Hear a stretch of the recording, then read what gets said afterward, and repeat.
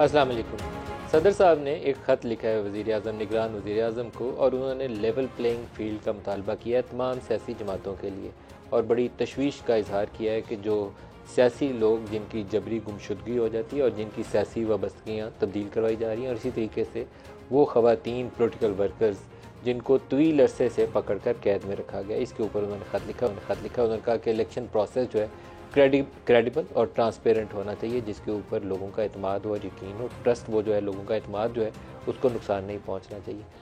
ख़त का जो लुबिलबाब अगर कहें कि लेवल प्लेइंग फील्ड और ट्रांसपेरेंट और क्रेडिबल इलेक्शन प्रोसेस होना चाहिए, तो वहाँ तक बात ठीक है, लेकिन सदर साहब के इस ख़त का कोई नतीजा निकलेगा तो मेरे ख़्याल में सिफर नतीजा निकलेगा।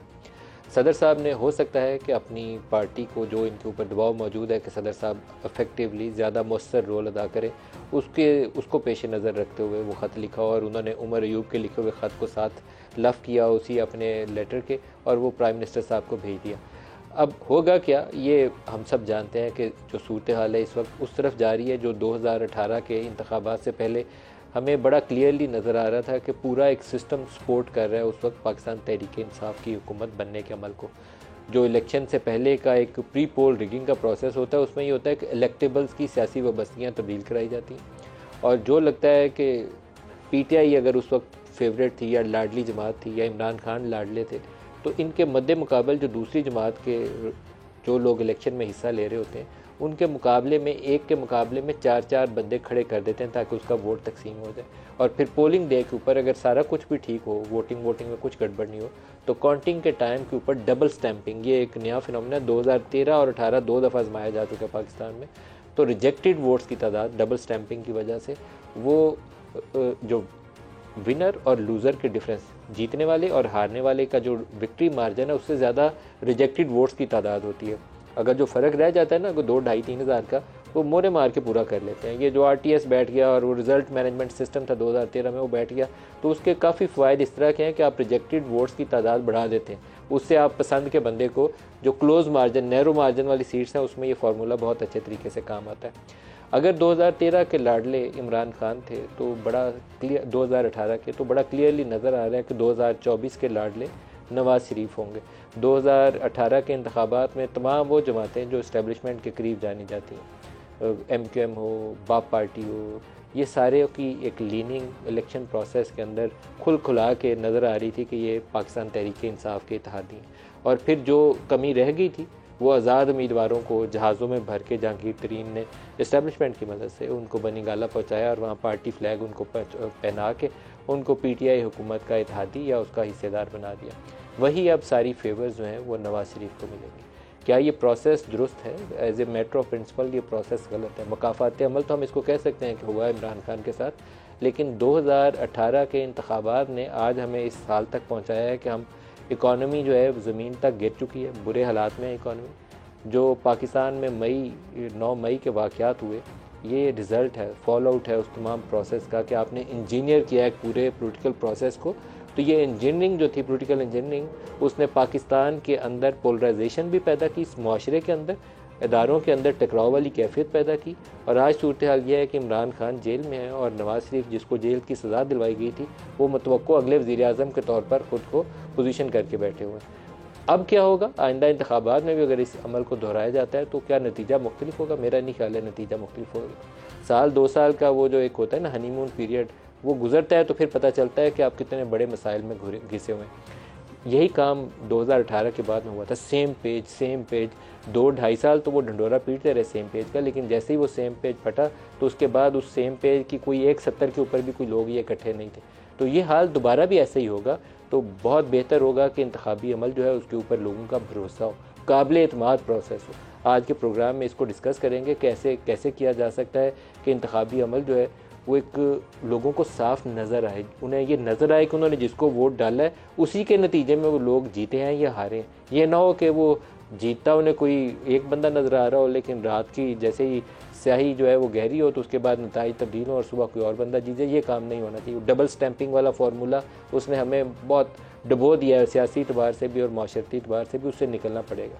जो शुरा है आज हमारे साथ इस गुफ्तगू में शाहनवाज रांझा साहब हैं, सीनियर रहनुमा PMLN से। हसन मुर्तज़ा साहब हैं पाकिस्तान पीपल्स पार्टी से, और महमूद मौलवी साहब हैं, सीनियर रहनुमा हैं आप इस्तेकाम पाकिस्तान पार्टी के। सबको खुशामदीद कहते हैं प्रोग्राम में। रांझा साहब, आपकी जमात जो है उसने बहुत सियासी उतार चढ़ाव देखे हैं, मोहब्बतें भी देखी हैं इस्टेब्लिशमेंट के साथ और मुश्किलें भी देखी हैं अटकीले वाली। आप क्यों नहीं इस प्रोसेस को बेहतर बना के आगे चलाते? देखिए नदीम साहब, हम तो और मैं बल्कि अपनी जमात में और काफ़ी ज़्यादा हमारे अब सब लोग जो हैं वो इस प्रोसेस की जो ट्रांसपेरेंसी है उसको हम चाहते हैं कि ये इंटैक्ट हो, और ये जो ट्रांसपेरेंसी है इसको हम इस हद तक इंश्योर करें कि जो कॉन्फिडेंस लेवल है इन द कमिंग इलेक्शन, जिस तरह आप फरमा रहे हैं, वो बिल्कुल मेंटेन होना चाहिए। अब ये काम जो है बेसिकली तो ये इलेक्शन कमीशन ने करना है। अब सबसे बड़ा अलमिया मुल्क के साथ ये हुआ है, और मुझे अफसोस होता है, और ये अलमिया सिर्फ मुल्क के साथ नहीं हुआ, ये पॉलिटिकल पार्टीज़ के साथ भी हुआ है, कि जो 9 मई के जो असरात हैं वो तहरीक इंसाफ पे इस तरह से गिरे हैं कि उनका पूरा स्ट्रक्चर कोलैप्स कर गया। इलेक्शन का उससे कोई ताल्लुक नहीं है। आज भी तहरीक इंसाफ को छोड़ चुके हैं और प्रेस कॉन्फ्रेंस करके उन्होंने कहा कि हमारा 9 मई से कोई ताल्लुक नहीं है। वो लोग आज भी इलेक्शन प्रोसेस में, वो लोग आज भी अपने लिए उनको एक किस्म का लेवल प्लेइंग फील्ड मिला हुआ है कॉन्स्टिट्यूंसीज में। मैं खुद कॉन्स्टिट्यूंसी में हूँ, और मेरे डिस्ट्रिक्ट में काफ़ी लोगों ने अपने आप को डिसोसिएट किया 9 मई से, और वो लोग जो है वो अपना इलेक्शन जो है उसी तरह से कैंपेन भी कर रहे हैं। और मतलब लेवल प्लेइंग फील्ड मिलेगी अगर पीटीआई छोड़ दें। वैसे हमारा उनसे इख्तलाफ ये है, हम ये कहते हैं कि अगर किसी ने जेन्युइन 9 मई की है उसकी प्रेस कॉन्फ्रेंस में उसको छोड़ना नहीं चाहिए। ये मेरा एक वैसे है, क्योंकि ये एक बुरा ट्रेंड बनेगा कि आपके पास सबूत भी हैं और उसने किया भी है और वो इन्वॉल्व भी है और वो प्रेस कॉन्फ्रेंस कर दी है, तो नहीं, फिर कानून का जो सिस्टम है सजा जदा करें, लेकिन जो नहीं है उसको बेशक तंग ना करें और उसको लेवल प्लेइंग फील्ड दें, क्योंकि जो ट्रेंड सेट हुआ है 9 मई का वो नहीं होना चाहिए मुस्तकबिल में। ये एक मेरी सोच है। बाकी और उनको मिला हुआ है नदीम साहब, मैं खुद आपको बता रहा हूँ, मैं कई अपने उधर सरगोदा में जो पीटीआई लोग छोड़ चुके हैं उनको उनके वो दफ्तरों में भी जा रहे हैं, वो लोगों की हेल्प भी कर रहे हैं। पीटीआई छोड़ चुके हैं वो तो अच्छे बच्चे हो गए ना, तो फिर लेवल प्लेइंग फील्ड पीटीआई की तो लिए ना हुई ना। लेवल प्लेइंग फील्ड नहीं है, लेवल प्लेइंग 9 मई वालों के लिए नहीं है। बात ये पीटीआई छोड़ दें तो फिर है।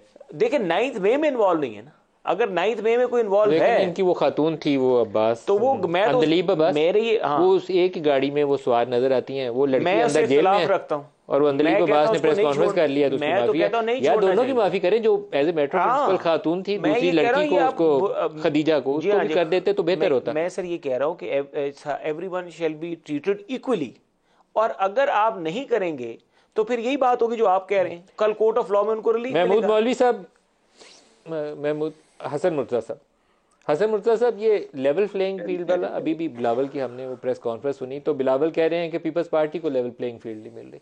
तो ये प्रोसेस जो है इसके क्रेडिबिलिटी के ऊपर सवालिया निशान एक बड़ी सियासी जमात जो है पाकिस्तान तहरीक इंसाफ, वो तो चलो इस वक्त ज़ेर ताब है, वो तो उठा ही रही थी। पीपल्स पार्टी जो इत्तेहादी थी पीडीएम की हुकूमत में, वो भी कह रही है कि लेवल प्लेइंग फील्ड नहीं है। क्या हो गया? बहुत शुक्रिया जी।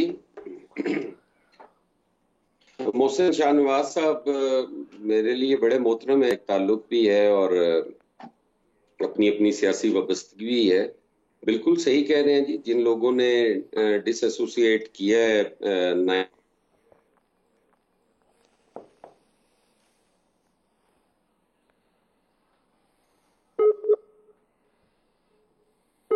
आवाज नहीं आ। हसन मुर्तज़ा साहब, आपकी आवाज़ हमें कुछ आने में दुश्वारी है यहाँ पर स्टूडियोज़ में, दोबारा आपको कनेक्ट करते हैं, दोबारा रब्ता करिएगा जी उनसे। रांझा साहब, इस वक्त नवाज़ शरीफ को एक लीडरशिप रोल दिखाना चाहिए, सिर्फ इसलिए नहीं कि उन्हें कोई पीटीआई से मोहब्बत हो गई है या पीपल्स पार्टी की जो शिकायत है इनसे कोई दिली लगाव पैदा हो गया, इसलिए कि इस प्रोसेस के ज़रिए जो सेटअप बनेगा उसके ऊपर सबका भरोसा कायम रहे। यही जमहूरियत है, ट्रांसपेरेंसी हो, क्रेडिबल हो, उनको किरदार अदा करना चाहिए। ये मैं यकीनी तौर पिछले इलेक्शन में वो जेल में थे ना जी हाँ। उनके ऊपर वो पनामा और इकामा था, सारा कुछ था, तो क्या वो भुगतने के बाद नवाज शरीफ को उससे बाहर निकालने के लिए पाकिस्तान को किरदार नहीं अदा करना? देखिए, हम बिल्कुल ये चाहेंगे कि पाकिस्तान की सोसाइटी का एक बहुत बड़ा फैब्रिक है, जो एक बहुत बड़ा सेगमेंट है हमारी सोसाइटी का, जो इस पूरे 9 मई के बाद जो इसमें इन्वॉल्व है। लेकिन ऐसे भी कई लोग हैं जो एक अपनी डेमोक्रेसी और अपनी एक फ्रीडम ऑफ स्पीच का एक जायज़ इस्तेमाल करते हुए कॉन्स्टिट्यूशन के मुताबिक जो हमारे आइन की जितनी जो लिमिट्स हैं, इजाज़त है, ये नहीं कि जाके किसी की तस्वीरें काली करने शुरू कर दें और तोड़ फोड़ शुरू कर दें, आग लगाना शुरू कर दें, उनकी नहीं हम बात करते। जो ऐसे लोग हैं जो पुरअमन हैं और बिलीव करते हैं तामीरी सियासत में, उनको बिल्कुल सपोर्ट करना चाहिए। और मियाँ साहब, मैं नवाज शरीफ साहब को, मुझे पता है कि नवाज शरीफ साहब ने पहले अगर ऑल पार्टीज कॉन्फ्रेंस की थी तो Nawaz Sharif for the better of Pakistan वो आज नहीं तो कल इस प्रोसेस में ज़रूर जाएंगे, बिकॉज नोइंग नवाज शरीफ, उन्होंने माजी में भी जब भी पाकिस्तान किसी क्राइसिस का शिकार हुआ तो उन्होंने तमाम पॉलिटिकल पार्टीज़ को एक प्लेटफॉर्म पे इकट्ठा किया। एबटाबाद वाले इंसिडेंट के बाद उन्होंने तमाम पार्टीज़ की कॉन्फ्रेंस कॉल की और इमरान खान के घर खुद चले भी गए पाकिस्तान के लिए। तो मेरा ये ख्याल है कि नवाज शरीफ साहब, कुछ ऐसे जराइम है जिनकी नवाज शरीफ साहब के पास नहीं है मामलात, वो तो अदालतों के पास है और एज पर लॉ जाना है, लेकिन जो वैसे एक हमें टॉलरेंट इन्वायरमेंट बनाने की ज़रूरत है कि टॉलरेंस प्रिवेल करे सियासी प्रोसेस में, उसके लिए मैं यकीन रखता हूँ नवाज शरीफ साहब अपना रोल प्ले करेंगे। लेकिन जो सियासी वर्कर्स हैं ना, आपके पॉलिटिकल वर्कर्स जेलों में, जैसे कुछ ख़वातीन वर्कर्स हैं पीटीआई की, या कुछ और लोग हैं, या वो लोग हैं जिनकी जेल में जाने के बाद प्रेस कॉन्फ्रेंस सामने आती है, उनके लिए अगर नरम गोशा पैदा किया जाए ना, रियासत उनको माफ़ करे और आगे बढ़ने की पॉलिसी अपनाए, तो उससे ये जो माशरे के अंदर एक पोलराइजेशन है ना, उसमें बड़े पैमाने पर कमी आएगी। उनको लगेगा कि we are part of the system. 9 मई को ना वो डिफेंड कोई पहले कर सकता था ना अब करेगा। हो सकता है कि उस माफ़ी के अमल से उन्हें शर्मिंदगी का भी एहसास ज़्यादा हो कि ये हमने जलाओ गिराव करके गलत काम किया, बाकी लोगों ने हमारी माफ़ी दिलवाने में हमारी मदद की है। ये रवैया अपनाने की ज़रूरत है। जेलों में बंद करके हम उनसे कुछ निकाल नहीं पाएंगे।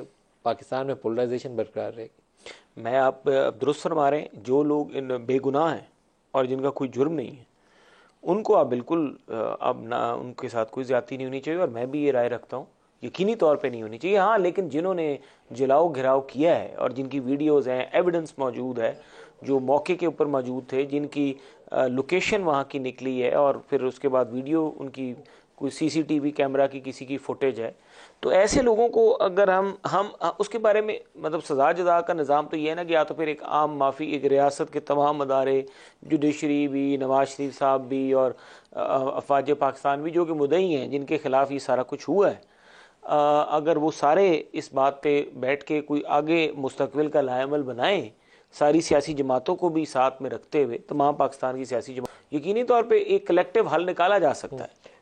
महमूद मौलवी साहब, जो सदर साहब का ख़त है निगरान वज़ीर आज़म को, वो कहते हैं कि लेवल प्लेइंग फील्ड होनी चाहिए, इलेक्शन प्रोसेस क्रेडिबल होना चाहिए, और ये जो सियासी वाबस्तगियाँ जबरी गुमशुदगी के बाद तब्दील करवाई जा रही हैं, ये अमल रुकना चाहिए। और ख़वातीन वर्कर्स के ऊपर उनकी जो लंबी अरेस्ट है वो, उसके ऊपर भी उन्होंने तशवीश का इजहार किया। आपका इसके ऊपर क्या रद्द-ए-अमल है? देखिए, इसके ऊपर रद्द-ए-अमल ये है कि मैं ये कहूँगा कि जी बिल्कुल वो नौजवान बच्चे जो कि जैसे अभी आप ही कह रहे थे, जो एक्चुअली इन्वॉल्व नहीं है, उनको तो माफ़ी दे देनी चाहिए, मगर उन लोगों को सज़ा देनी चाहिए जिन्होंने इन बच्चों को प्रवोक किया। देखिए ना, इनके माइंडसेट ख़राब किया, इनको प्रवोक किया कि जी आए यहाँ पे जाएं और आर्मी अगेंस्ट इनको खड़ा किया। उन लोगों को कैफरे किरदार तक लाना पड़ेगा।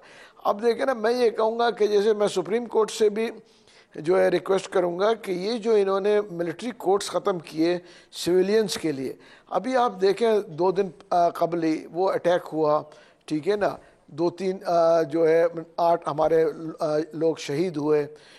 इन ऐसे जो जराइम के लिए तो मिलिट्री कोर्ट्स के अलावा कोई इलाज ही नहीं है। आप मुझे बताएं ना कि सिविल कोर्ट्स में चला के इनको सालों लगा के फिर छोड़ देना चाहिए। जब तक जो है रेट ऑफ द गवर्नमेंट नहीं होगी और सख्ती नहीं होगी, तो ये जो मैं तो ये कहूँगा, ये टेररिस्ट एक्टिविटीज़ जो है इनको किसी तरह ख़त्म करना चाहिए। ये बच्चे जो गए इनको प्रवोक किया गया आर्मी के, इन लोगों को जो कि एक्चुअल मुजरिम नहीं है इनको भी छोड़ देना चाहिए। और उन लेडीज़ को भी मैं कहूँगा उनके ऊपर भी जो है रिलीज़ देना चाहिए, उनको रिलीफ, ताकि उसकी वजह कि लोगों को ये पता पड़े कि वो जो लोग थे वो एक्चुअली इन्वॉल्व नहीं थे।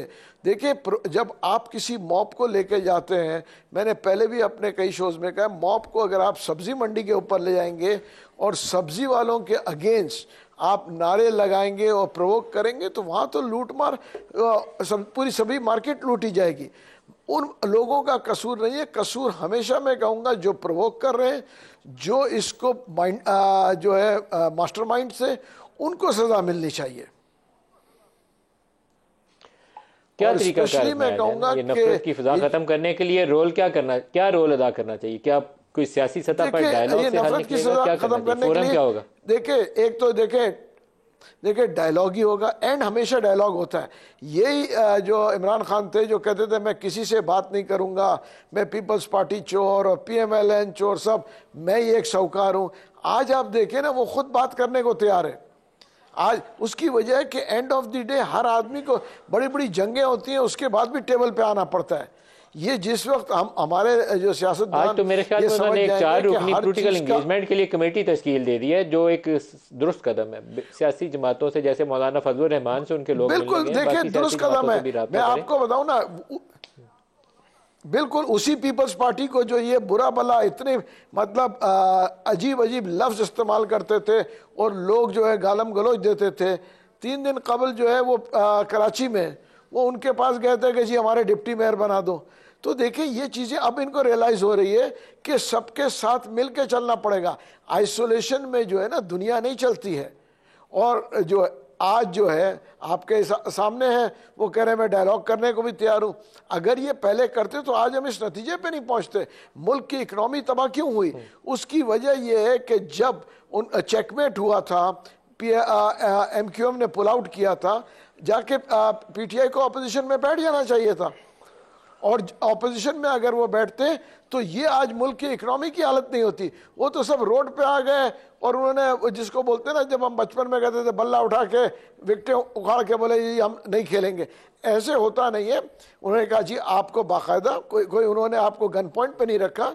MQM ने पुल आउट किया तो आपकी गवर्नमेंट गई, आप ऑपोजिशन में बैठते, और अब उसके बाद इन्होंने हसन मुर्तजा वहां से साहब से बाहर भी आ गए, KPK की हसन साहब को साथ हुकूमत शामिल तोड़ी। करें। हसन साहब, जो देखिए ना, पीपल्स KPK पार्टी की हुकूमत तोड़ दी रिपीटेडली उसी तरह की शिकायत कर रही है जो PTI शिकायत कर रही है। PTI भी कह रही है कि लेवल प्लेइंग फील्ड नहीं है, और पीपल्स पार्टी से बिलावल मुसलसल कह रहे हैं, अभी भी थोड़ी देर पहले प्रेस कॉन्फ्रेंस में उन्होंने यही कहा लेवल प्लेइंग फील्ड हमें नहीं मिल रही। क्या वजह, क्यों लेवल प्लेइंग फील्ड आपको नहीं मिल रही, और वो लेवल का झुकाव क्यों नवाज शरीफ की तरफ है? कुछ इसकी वजाहत तो कर दें। मैं अभी थोड़ी देर पहले बात कर रहा था तो शायद राब्ता मुनक़ते हो गया, आपका कोई स्काइप का इशू था। तो गुजारिश ये है कि लेवल प्लेइंग फील्ड अगर तो आप समझते हैं कि किसी भी जगह पे है तो फिर तो दुरुस्त है।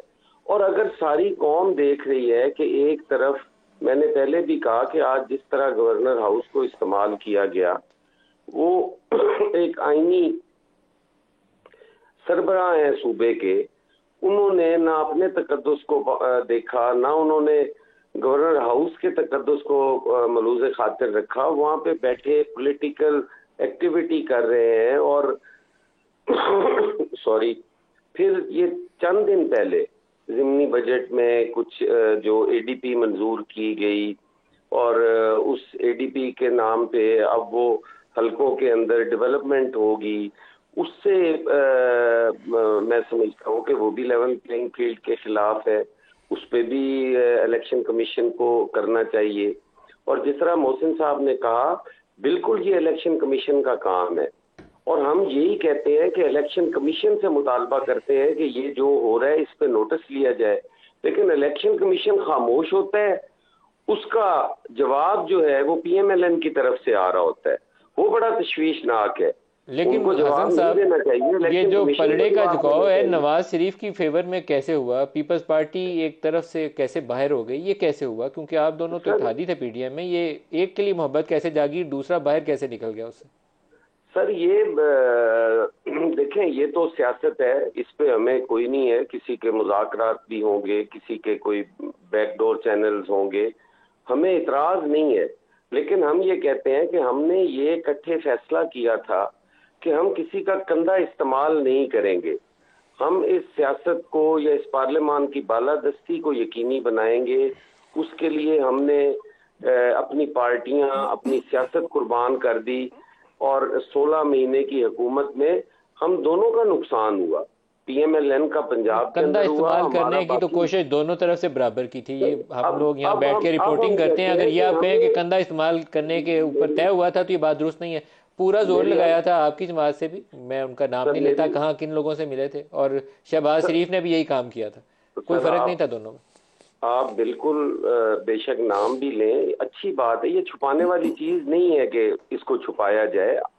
आप नाम भी लें, हमें कोई एतराज नहीं है। हर जगह पे लोग मौजूद होते हैं जिनकी सियासी जमात है ना, कोई ये मजहबी जमात तो है नहीं जी। लोगों की अपनी अपनी राय होती है, लोगों के अपने अपनी सियासत करने का अंदाज होता है, लोगों के राबते होते हैं। बिल्कुल आपको नाम लेना चाहिए जो हो। मैं बतौर एक सियासी कारकुन मैं ये समझता हूँ कि ये मुनासिब नहीं है।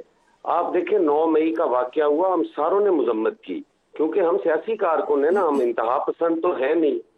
लेकिन यार कितना अच्छा होता जब मेरी पार्लियामान पे हमला हुआ, उस वक्त भी इसी किस्म की एक्शन लिया जाता तो शायद 9 मई का वाकया ही ना होता। हाँ, ये बात दुरुस्त है आपकी, ये सही है। देखें जब सुप्रीम कोर्ट पे हमला हुआ उस वक्त अगर ये एक्शन ले लिया जाता, वो भी तो एक इदारा था ना, एक आईनी इदारा था, हमारी आला अदलिया थी, एक ही तरह का जब गुनाह उन था पे वो। हमला हुआ उस वक्त भी अगर ये एक्शन ले लिया जाता तो 9 मई जैसे वाकयात न होते। इनकी रोकथाम जो है वो वाकयातन, मौलवी साहब ने भी सही कहा कि उस पर बिल्कुल सख्ती से अमल पैरा होना चाहिए। रियासत को अपनी रेट बरकरार रखनी चाहिए हर 2 सूरतों के अंदर, इसमें हमें कोई एतराज नहीं है। लेकिन हम ये समझते हैं कि वो कायदीन जो लोगों को वर्गलाते रहे, जो लोगों को बहकाते रहे, जिन्होंने नौजवानों को धोखा दिया, जिन्होंने झूठे उन्हें सबजबाग दिखाए और उनको जाके रियासत से टकरा दिया, उनके मुस्तकबिल तबाह कर दिए, यार वो सिर्फ एक प्रेस कॉन्फ्रेंस के जरिए आजाद घूमते हैं और वो बेचारा एक गरीब का बच्चा जिसका बाप बूढ़ा बाप है, बूढ़ी माँ है, जिनका वाहिद सहारा था, जो बहकावे में आया, उनको कोई पूछता नहीं है। क्या इमरान खान साहब के खिलाफ ये एविडेंस कम है कि वो वीडियो पैगाम में कह रहे हैं कि अगर मैं गिरफ्तार हूं तो जाके ये एक्शन करना, जाके फलां जगह पर करो, और फिर मुख्तलिफ उनके सारा दिन जो पैगामात आते रहे उनके पार्टी सरबराहान की तरफ से, वो आप सुने तो आपको अंदाजा होगा कि वो क्या रहे हैं कि कोर कमांडर हाउस का घेराव करो, फलां जगह पे हमला करो, फलां एयरबेस पे हमला कर दो, सारा कुछ वो कहते रहे। यार उनको कोई सजा ही नहीं दे रहा और गरीब आदमी का बच्चा है, वो उसकी जमानत तक नहीं हो रही। मिलिट्री कोर्ट्स के हवाले से अभी बात हुई, ब्रेक करीब आ गई, मिलिट्री कोर्ट्स ब्रेक ले लें, ब्रेक से वापसी पे इस पे फिर ब्रेक ले लें जी, हमारे साथ रहिए। प्रोग्राम में दोबारा खुश आमदीद कहते हैं। ब्रेक में जाने से पहले मिलिट्री कोर्ट्स का तज़किरा हुआ। मिलिट्री कोर्ट्स पाकिस्तान में एक आइनी तरमीम के ज़रिए बाकायदा और उसकी गुंजाइश बनाई गई। क्यों बनाई गई कि पाकिस्तान में बम धमाके होते थे और एक एक वाक़े के अंदर 100 जानें शहादत पाती थी। पाकिस्तानी फ़ौज हो, पुलिस हो, इनोसेंट सिविलियंस हो। मून मार्केट लाहौर में हो गया, मीना बाज़ार पेशावर में हो गया, जितनी इबादत गाहें थी उनके अंदर हो गया, मज़ारात जहाँ लोग जाते थे बड़े एहतराम में उनकी मग़फ़िरत की दुआ करने, उन मज़ारात के अंदर हो गया। सदियों से जहाँ पे लोग जाते थे उन मज़ारात को धमाकों से उड़ाया गया। तो फिर ये मिलिट्री कोर्ट्स इसलिए बनाई गई कि इन जेट ब्लैक, एक टर्म भी साथ इंट्रोड्यूस करवाई गई कि जेट ब्लैक टेररिस्ट, उनका इन मिलिट्री कोर्ट्स में ट्रायल होगा। मेरे ख्याल में वो दुरुस्त कदम था, क्योंकि सिविलियन कोर्ट्स वो इतनी खौफनाक तंजीमें थी ये टीटीपी वाले कि वो जजों को भी डराते थे और कोई जज या वकील उनका केस आगे लेकर चल नहीं सकता था। फिर मिलिट्री कोर्ट्स की प्रोविजन डाली। सियासी वर्कर्स को इन जेट ब्लैक टेररिस्ट से कभी नहीं जोड़ना चाहिए और मिलिट्री कोर्ट्स अगर उन जेट ब्लैक टेररिस्ट के लिए आज भी दरकार हो तो उसके ऊपर गौर होना चाहिए। हमारे जो फ़ौज के जवान या अफसर शहीद होते हैं, मेरा बेटा है, आपका बेटा, इस कौम के बेटे हैं, आप उनको इस तरीके से नहीं छोड़ सकते कि कोई दहशतगर्द आए सरहद पार से, अफगान सरहद पार करे और आके तो 10 बंदों की शहादत करे और वो निकल जाए। नहीं हो सकता। आप पकड़ें और उसको सज़ा दें। लेकिन पोलिटिकल वर्कर्स को करने का मतलब ये होता है कि आपने पूरी कौम को तकसीम कर दिया। रांझा साहब, आपसे पहले स्टार्ट करूँ, ऊपर क्या ओपिनियन? देखिए, जहाँ तक तो जुर्म का सवाल है और मिलिट्री कोर्ट्स का सवाल है, मैं समझता हूँ कि जहाँ पे मिलिट्री जो प्रेमिसेस हैं उनके अंदर घुस के चीज़ों को तोड़ा फोड़ा गया है और हमें क्या पता कि इनके पीछे कौन है। हम एज्यूम नहीं करते negative, but let us suppose कि ये कॉन्स्पिरेसी थी to break down the discipline within the army और फिर डिसआर्म करना towards the nuclear weapons. Let us assume that for the time being. नहीं, लेकिन ये बड़ी खौफनाक assumption है, but you can not rule it out. जो एक मोस्ट लाइकली सिनेरियो ये था, क्योंकि हमें एक जो वाइब्स मिल रही थी वो वाइब्स ये थी कि एक ऐसी सिचुएशन क्रिएट की जाए जिससे आर्मी चीफ की अथॉरिटी को क्वेश्चन किया जाए, और ये फौज के डिसिप्लिन के लिए इतनी खतरनाक है ये बात, ये पाकिस्तान के लिए भी खतरनाक है। कि आप उस फौज को जो एक आर्मी चीफ के हुक्म के नीचे चलती है, जी हाँ, उसी के ऑर्डर के ऊपर वो जाने भी देते हैं, सीने पे गोली भी खाते हैं। अगर आप उसकी अथॉरिटी चैलेंज करें तो आप तकसीम कर देते हैं। ये खतरनाक चीज मैं इससे एक कदम आगे जा रहा हूं, उसके मास्टरमाइंड को पकड़े, क्योंकि जब आप उसकी अथॉरिटी को खत्म कर रहे हैं, हमारे न्यूक्लियर वेपन्स कहाँ पे पड़े हुए हैं, हमारा मिसाइल सिस्टम किसकी, उसका कस्टोडियन कौन है, हमारा पूरा वो स्ट्रक्चर है। लेट्स नॉट डिस्कस इट, क्योंकि उसका एक पूरा कमांड एंड कंट्रोल सिस्टम है। बट जब आप ये प्रोसेस शुरू करेंगे तो आपके ऊपर तो इंटरनेशनल वर्ल्ड कहना शुरू कर देगी कि जी यहाँ पे तो वो डिसिप्लिन ही नहीं रहा। तो this is, I would say कि ये आप इसको सिंपल, मैं कहता हूं कि जिसने उधर बाकी छोड़ दें, जिन्होंने अंदर हमला किया उनका वाकई मिलिट्री कोर्ट्स में ट्रायल होना चाहिए, लेकिन जिन्होंने, जो बेगुनाह लोग आ गए हैं या जिन्होंने वैसे सड़कों में फिर रहे थे, उनको नहीं, जो अंदर घुसे, जिन्होंने ये सारी डिस्ट्रॉय की हैं चीजें और सारा हमला किया है, तो ज्यादा नाराबाजी में अंदर जाता है, फायरिंग की है, फायरिंग भी हुई है कई जगहों पे, फायर भी हुआ है कई जगहों पे, पेट्रोल बम भी फेंके गए। आई थिंक फायर तो इधर भी हुआ है, ये आईएसआई के ऑफिस में वो हमें आप वो पेट्रोल बम वाले पिंडी में किले पेशावर में घुसे हैं, वहां पे भी फायरिंग हुई है। तो इस तरह के लोगों को आप व्हाट डू यू एक्सपेक्ट उनके बीच में अगर तालिबान होते। महमूद, बाज़ जगहों पे फैसलाबाद में राना सनाउल्लाह साहब से मैंने पूछा था, तो बाज़ जगहों पे वो कहते थे कि अफगान नेशनल जो थे उनकी वजह से ये आग और जलाओ घिराव का अमल मैंने खुद अपनी आंखों से देखे, और वो अगर अफगान नेशनल थे तो उनके लिए तो कोई नरमी नहीं। जिस दिन यहाँ पर जुडिशल कॉम्प्लेक्स पे इशारा हुआ था तो मैं खान साहब के कन्वॉय में फंस गया था, मेरी भी पेशी वहीं पे थी और खान साहब की भी पेशी वहीं पे थी। तो उस कॉन्वॉय में मैंने अपनी आंखों से वो सारे लोग देखे थे खुद। अफगान नेशनल, जी, मैंने मतलब ये नहीं मैं कह सकता कि अफगान नेशनल थे, बट वो देखने में और उनका सारा जो अटायर था वो बिल्कुल, वो आपको समझ आ जाता है कि ये वो। महमूद मौलवी साहब, यहाँ हमें एक तखसीस करनी पड़ेगी कि जो लोग तो जेट ब्लैक टेररिस्ट हैं उनके साथ कोई नरमी नहीं होनी चाहिए। जो हमारे फौज के जवान हो, पुलिस के सिपाही हो, सिविलियंस हो, उनकी शहादत में मुलव्वस है, सख्त तरीन सजाएँ होनी चाहिए। पोलिटिकल वर्कर्स, इनके साथ रवैया मुख्तलिफ होना चाहिए। आप क्या कहते हैं? मेरा कहना यह है कि बिल्कुल मैं एग्री करता हूँ। देखें जी, जेट ब्लैक जो लोग हो ना, चाहे वो किसी भी फिरके से हो, किसी भी माशरे के हिस्से से हो, उनको जो है ना टेरर जो है मिलिट्री कोर्ट्स में ट्रायल होना चाहिए। मिलिट्री कोर्ट्स को अबॉलिश करना जो है ना, ये बड़ी नाइंसाफ़ी है। उसकी वजह देखें, सिविल कोर्ट्स फेस नहीं कर सकती। जैसे अभी आपने कहा कि जब तालिबान के लोग आ रहे थे, अगर वो पकड़े जाएंगे तो कौन से, देखें जज तो उनको फेस नहीं कर सकेंगे। उसकी वजह ये कि आपके सामने वो तो दहशतगर्द लोग हैं, उनको जो है अगर वो थ्रेट्स मिलेंगे और ये मिलेंगे तो वो और अगर उनको आप छोड़ देंगे तो फिर वही वाली बात जो अभी मेरे भाई कर रहे थे, जब आप अगर सुप्रीम कोर्ट पे हमला हुआ था, असेंबली पे हमला हुआ था, उस वक्त एक्शन लेते तो ये नहीं होता। आज ये एक्शंस को हम छोड़ते चले जाएंगे तो ये मुल्क जाएगा कहाँ? देखिए ना, अगर देखिए मैं आपको के साथ बिल्कुल अग्री करता हूँ कि छोटे लोग जो कि बिला वजह के पकड़े गए हैं, या वो बच्चे जो प्रोवोक करके उनको वहाँ पे लाके स्लोगन्स लगाए, जिन्होंने दस्ती बॉम्ब बनाए हुए, जिन्होंने फायर किया हुआ है, उनको आप कैसे छोड़ सकते हैं? देखें, एक चीज़ मैं बता दूं, बिल्कुल वो लोग जो कि घेराव में थे या वहाँ पे आए थे, दे शुड बी लेफ्ट, उनको छोड़ देना चाहिए।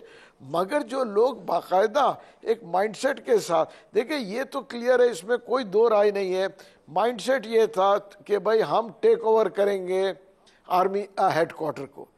और मैं आपको बताऊं, कई दफ़ा मैंने लोगों से चैनल्स पे भी कहा कि खुदारा एक बात बताएं, ये पॉलिटिकल पार्टी में तो चेंजेस आ सकती है गवर्नमेंट में, आज ये पॉलिटिकल पार्टी है, वो दूसरी पॉलिटिकल पार्टी है, how can you change your army? देखे ना, हम क्या अफगानिस्तान से आर्मी लेके आएंगे, ईरान से लेके आएंगे, चाइना से लेके आएंगे? जो इनके ये दिमाग में डाला गया था कि जी हम आर्मी को चेंज कर देंगे, हम इनको बैरिक्स में भेज देंगे, ये जो माइंडसेट था, ये तो बड़ा डेंजरस माइंडसेट है। और अगर देखें ना, आज किसी को भी सज़ा नहीं होती है, और ये ब्लैक जिसको आप बोलते हैं ना, डार्क लोग जो है, उन लोगों को अगर आप आज मिलिट्री कोर्ट्स बहाल नहीं करके उनको आप सिविल कोर्ट्स में भेज के उनको रिहा करेंगे, ये मुल्क वुड बी, जिसको बोलते हैं ना, टेररिस्ट मेरा ग्राउंड। उसकी वजह ये कि आप मुझे बताएं ना कि दुश्मन जो है, इंडियंस जो है, राव जो है वो हमारे ही पाकिस्तानी को कहेगा कि जाके एटम बम कहाँ पे उसको आप डिस्ट्रॉय करें, मिसाइल्स को डिस्ट्रॉय करें। नहीं, लेकिन एटम बम को इतना आसान मेरे ख्याल में लाइव प्रोग्राम में नहीं डिस्कस करना चाहिए। एटम बम हमारा महफूज है, एक बाकायदा कमांड एंड कंट्रोल स्ट्रक्चर है और उस तक रसाई किसी ऐसे राह चलते दहशतगर्द की नहीं हो सकती। मैं इसको अवॉइड कर रहा हूँ जानबूझ के, ये दुरुस्त नहीं है इस तरह इसको डिस्कस करना। हसन मुर्तज़ा साहब से पूछे। हसन मुर्तज़ा साहब, आपकी बात अधूरी रह गई थी मिलिट्री कोर्ट्स वाली, आप अपना इस पे जो भी राय है आप भी हमारे साथ शेयर करिए। देखें जी, मिलिट्री कोर्ट्स जो थी वो मेरा ख्याल है नजरिया जरूरत के तहत ही बनाई गई थी। जिस तरह सारे अभी कह रहे हैं कि हालात इस तरह थे और टेररिस्ट जो थे वो बिल्कुल हमारी कानून नाफिज करने वाले इदारों में और हमारी सरहदों की हिफाजत करने वालों पे हमलों में मुलव्वस हो गए थे, और वो अभी हर रोज हमले हो रहे हैं और हम नहीं समझते कि इन हमलों से वो हमला कोई जुदा किया जा सकता है। एक किस्म की दोनों की नोयत थी, चाहे वो 9 मई हो, चाहे वो कल होने वाला जिसमें वो कर्नल साहब शहीद हुए हैं, दीगर जवान शहीद हुए हैं, उससे पहले जो एयरबेस पे हमला था उसमें वो सारे एक ही नोयत के और एक ही माइंडसेट की वो सारी इजाद और हैं, उनके खिलाफ बिल्कुल होना चाहिए। लेकिन हमें अपना क्या, हम बाकी जो कहते हैं कि हम 75 सालों में आज तक हम इन चीजों को ठीक नहीं कर सके, तो क्या हम अपने निजाम अदल को भी ठीक नहीं कर सके? इतनी बड़ी तहरीकें चली निजाम अदल को ठीक करने के लिए। क्या, मेरा एक सवाल है कि अगर हम मिलिट्री कोर्ट्स की तरफ जाते हैं तो इसका मतलब है कि हम अपने निजाम अदल पे भी अदम एतमाद का इजहार कर रहे हैं। हमें एतमाद नहीं है अपनी आज़ाद अदलिया पे कि वो उनके फैसले कर पाएंगे, और अगर वो कर सकते हैं तो फिर हमें मिलिट्री कोर्ट्स की जरूरत क्यों महसूस हुई? दूसरी तरफ जो हमारे जो जासूस इंडियन जो पकड़े हुए हैं, जिसमें वो गुलभूषण गालबन या कोई इस किस्म का नाम है, कुलभूषण क्या वो भी किसी मिलिट्री कोर्ट में ट्रायल हो रहा है या वो किसी आम कोर्ट में ट्रायल हो रहा है? अगर वो आम कोर्ट में ट्रायल हो रहा है तो फिर ये क्यों नहीं हो रहे? ये सारे सवालात वो हैं जो अवाम रोज की बुनियाद पे पूछती है, करती है, और कोई भी सियासी कारकुन जो है वो जवाबदेह है अपनी अवाम के सामने। अगर हम वहां पे मिलिट्री कुलभूषण का ट्रायल वैसे जो है वो मिलिट्री कोर्ट्स पे ये कतन नहीं है कि कुलभूषण क्योंकि उनका एक नेवी का सर्विंग ऑफिसर था तो उसका ट्रायल वैसे ही हो रहा है जैसा एक किसी भी जासूस का, दुश्मन मुल्क का कोई फौज का अगर पकड़ा जाता है तो उसके साथ किया जाता है। मेरे ख्याल में हाईएस्ट सर्विंग कोई ऑफिसर जो नॉन हिस्ट्री में, रिसेंट हिस्ट्री में पकड़ा गया वो कुलभूषण ही है। उसका मिलिट्री कोर्ट में ट्रायल हो रहा है। उसका मिलिट्री कोर्ट में ट्रायल हो रहा है। और उस हवाले से मोहसिन साहब से जरा उसकी वजाहत ले लें। नहीं, वो मिलिट्री कोर्ट में हो रहा है, फिर उसकी अपीलें शपीलें यहाँ पे हाई कोर्ट, शाई कोर्ट, वो हाई कोर्ट की, क्योंकि मेरे ख्याल से इनको वो याद आ रहा है, ओवरसाइट हाई कोर्ट में ओवरसाइट आई थी, रिव्यू शू, लेकिन उनका ट्रायल मिलिट्री कोर्ट में हुआ था। लेकिन एक और बड़ी अहम बात है, देखिए हम ये नहीं कहते, हमारा इनकी बात सही है कि हमारा जुडिशियल सिस्टम निज़ाम क्यों नहीं। अब मैं आपको बताऊं कि आज आपको पता है सुप्रीम कोर्ट में क्या हुआ है? सुप्रीम कोर्ट में आज काजी फायदी साहब ने, हमारे ऐसी चीज़ें हैं कि आपको सुन के एक दफ़ा हिल जाते हैं कि पाकिस्तान में क्या हो रहा है। उन्होंने पूछा ये जो ह्यूमन राइट्स सेल है किस लॉ के नीचे काम कर रहा है? पता चला कोई लॉ नहीं, एक सर्कुलर था, उसके बाद रूल्स बनने थे, रूल्स बने नहीं। और जो जज साहब अपने वो चैम्बर के अंदर फैसले करते रहे हैं, उन्होंने एक केस में तो आज कह दिया कि कोई हैसियत नहीं। तो जितने फैसले आज तक की तारीख में साकिब निसार ने किए थे सब की हैसियत ख़त्म हो गई। और मजीद उन्होंने उसको हेड को बुलाया, उन्होंने बताओ कि वो कंप्लेंट्स जो थी सारी कितनी कहाँ गई, वो तो पता नहीं कोई 2-3 लाख के 4 लाख शिकायत जो थी उन्होंने कहा साकिब निसार के हुक्म से हमने सारी डिस्ट्रॉय कर दी थी। Would you believe that? देखिए, और सुप्रीम कोर्ट ऑफ पाकिस्तान का तज़किरा हो रहा है, ये बात इनकी दुरुस्त है, सबकी बात दुरुस्त है कि अगर हम अपना एहतसाब का system, accountability of the judiciary, जो कि एक बहुत अहम पहलू है, हम करते हैं तो फिर चीज़ें, कानून चैलेंज हो जाता है। हमें ये समझते हैं कि हम ये कहते हैं कि अकाउंटेबिलिटी पार्लियामेंट की भी करें, आप स्टैंडिंग कमेटीज़ की भी करें, बट आप जुडिशल वर्किंग की भी अकाउंटेबिलिटी करें, और ये होनी चाहिए यकीनी तौर पे। हमें एक मैसिव जुडिशल रिफॉर्म्स की ज़रूरत है। But sir having said that, जो है ना जो टेररिस्ट का ट्रायल होता है या जो मिलिट्री कोर्ट्स होते हैं, बात ये नहीं है, क्वेश्चन ऑफ लॉ जो है ना उसने पूरा बेड़ा गर्क कर दिया। बात ये नहीं है कि वो पीटीआई स्पेसिफिक था, बात ये है कि आपने आज तक पाकिस्तान का सारा ज्यूरिस्प्रूडेंस जो है वो आपने एक फैसले में उड़ा के रख दिया कि जो जासूस भी थे, जो भारतीय एजेंट भी थे, जो जिन्होंने बगावत भी की, जो स्पाइज और डबल एजेंट के तौर पे काम कर रहे थे हमारे फोर्सेस में, आपने उन सब के ट्रायल को क्वेश्चन कर दिया कैसा फैसला करके। आई थिंक वो वाला हिस्सा रिव्यू हो जाएगा, सिविलियंस के मिलिट्री ट्रायल वाला हिस्सा नहीं रिव्यू हो सकेगा शायद उस पर। सर देखें, जब तक के सिविलियन जो है वो एक ऐसी बच्चों के स्कूल का हुआ था वाकया, एपीएस, जी जी जी महमूद साहब, मैंने कहा वो बच्चों के स्कूल का वाकया हुआ, तो उनको, उन लोगों को कहाँ ट्रायल करना चाहिए आपके हिसाब से, जो इतने बच्चे शहीद हुए थे? उनको हम सिविल कोर्ट, उनके जो उनमें से तो किसी को छोड़ना ही नहीं चाहिए, जो हमारे बच्चों की शहादत में मुलव्वस हो उनमें से तो कोई बंदा आप कह रहे ना, सवाल ये है कि अगर आप सिविल कोर्ट्स में ट्रायल, देखिए उन लोगों को अगर हम सिविल कोर्ट्स में ट्रायल करें। आप बात कर लीजिए मोहसिन साहब, पहले अपनी पूरी कर लीजिए। जी, मैं ये बात कर रहा हूँ कि ये जो रेलेवेंट बात है ना कि अगर आप उनका ट्रायल, जिन्होंने आपको फैसला करते वक्त ये, लेकिन वो जेट ब्लैक टेररिस्ट है ना, 150 बच्चों की शहादत में जो मुलव्वस होगा वो आप समझते हैं आम सा बंदा है, वो तो सही वाला जो फैसला हुआ है उसमें क्या जेट ब्लैक टेररिस्ट को रिलीफ नहीं मिला? ये तो आपका आइंदा आने वाले दिन तय करेंगे, क्योंकि दिन तो तय करेंगे, लेकिन रिलीफ देने से पहले क्या हम लोग पाकिस्तान के नेशनल इंटरेस्ट को आगे नहीं रखेंगे? आई थिंक उसमें या अफरीदी साहब वाला जो एक नोट है ना, शायद वो प्रिवेल करेगा। जो हमें ऐसे फैसले हैं उनको करने से पहले हमें बायसनेस या इस तरह की चीजों को एक तरफ रख के पाकिस्तान के कौमी मुफाद को नहीं देखना चाहिए कि पाकिस्तान का कौमी मुफाद क्या है। देखिए, ना तो आप सारे सिविलियंस को मिलिट्री कोर्ट्स में डाल सकते हैं, ना जेट ब्लैक्स के लिए आप दरवाजा खोल सकते हैं, दोनों काम नहीं कर सकते। ये क्लैरिटी जो आपको बैलेंस दोबारा सर, जो हम पाकिस्तान में 30 साल के या 20 साल के तजर्बे के 10 साल के बाद सुप्रीम कोर्ट का बंदा वकील बनता है, और कितने सालों की मेहनत दहाइयों का करके बंदा सुप्रीम कोर्ट का जज बनता है।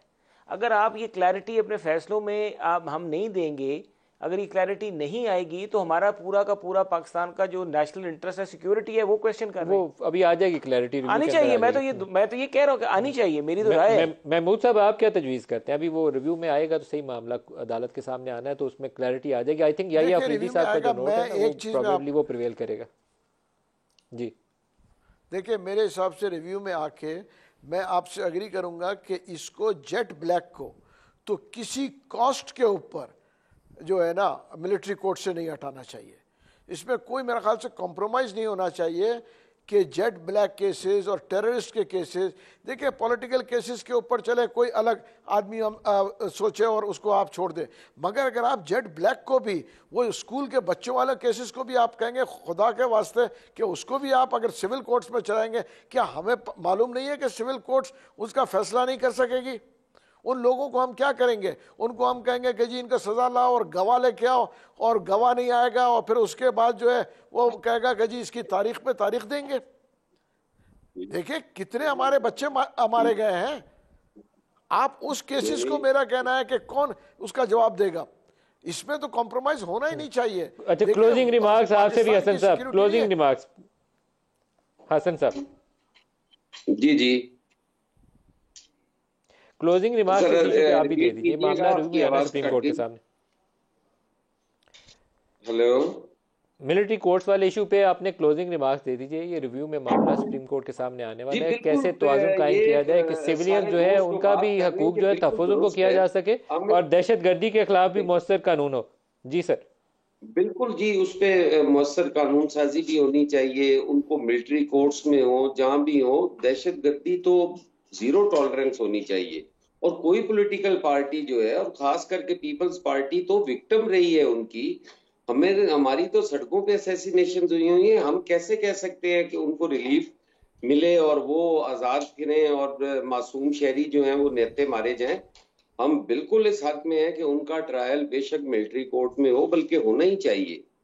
और बाकी जो लोग हैं उनके लिए उसको फिर एक दफा हमें रिव्यू करना चाहिए जी।